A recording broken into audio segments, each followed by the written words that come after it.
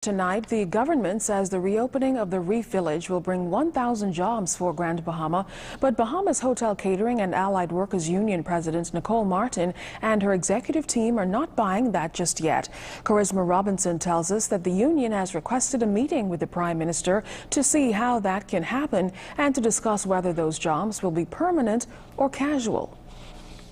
While Trade Union Congress President Obie Ferguson is commending the government on the move, Bahamas Hotel Catering and Allied Workers Union President Nicole Martin is trying to determine how the deal will pan out for workers in the end. Martin says, though, in a previous discussion, she was told by an official at the hotel that casual labor would be engaged, and that's something the union does not want for workers. In Grand Bahama, I believe workers are being exploited.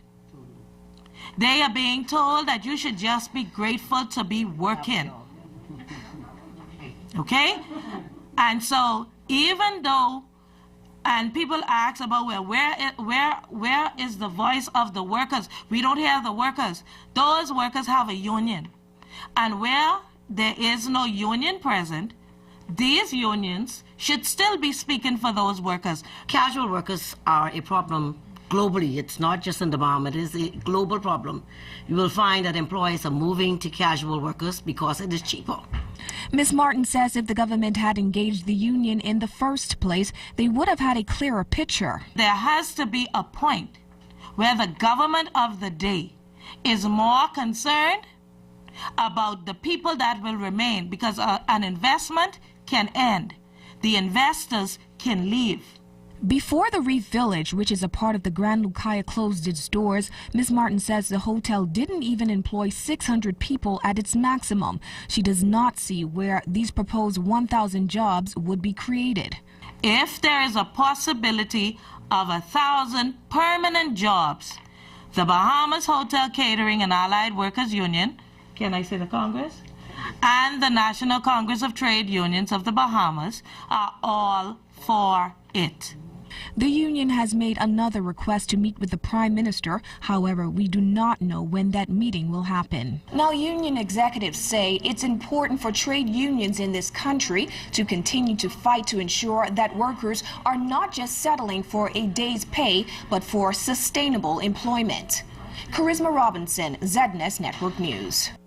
Well, we spoke with Tourism Minister Obie Wilshcombe on the issue today. He says the government played a key role in the Grand Bahama deal, and in no way would it allow the people of Grand Bahama to be taken advantage of.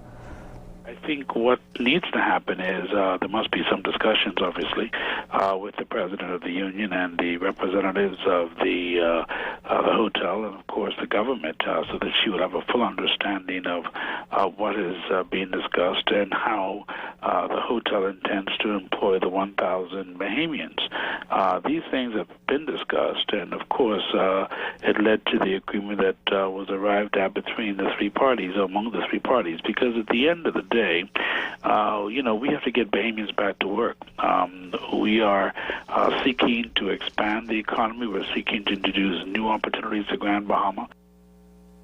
Mr. Wilshcombe says he has no clue how the union president could even assume that government would sit down and negotiate a deal which would only bring casual employment to the island. I'm unaware of that. I am unaware of where that came from, because that's never been a part of my dialogue. It's not been a part of what we'd have to find out where that originated, because, I mean, how could you, there's no such thing as casual workers. How are you a casual worker? I mean, again, we've never heard that. That's not been a part of our discussion. We're not going to sit down and discuss casual workers. We're talking about permanent employees. In fact, I think what we have to appreciate is what was said at the news conference. At the news conference, we talked about stability. We talked about the need to ensure that Bahamians have jobs. Now, Ms. Martin also claims that Prime Minister Christie did not fulfill his commitment to meet with the union to discuss the deal. However, Mr. Wilshcombe says that could not be further from the truth. He says when Ms. Martin was invited to the hotel to meet with Mr. Christie to discuss the arrangement, she refused.